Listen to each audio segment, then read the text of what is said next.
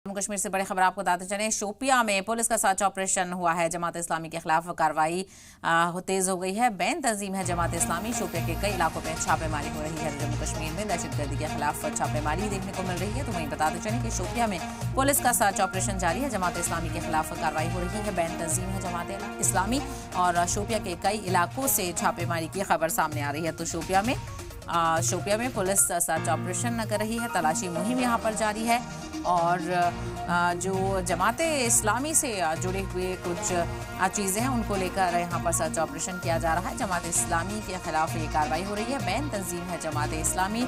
शोपिया के कई इलाकों में छापेमारी की भी खबर है। जम्मू कश्मीर से बड़ी खबर आपको बता चलें। शोपिया में पुलिस का सर्च ऑपरेशन जारी है। जमात इस्लामी के खिलाफ ये कार्रवाई हो रही है। सर्च ऑपरेशन किया जा रहा है। बैन तंजीम है जमात इस्लामी। शोपिया के कई इलाकों में छापेमारी की जानकारी सामने आ रही है। तो जम्मू कश्मीर के शोपिया से बड़ी खबर जहां पर पुलिस का सर्च ऑपरेशन जारी है।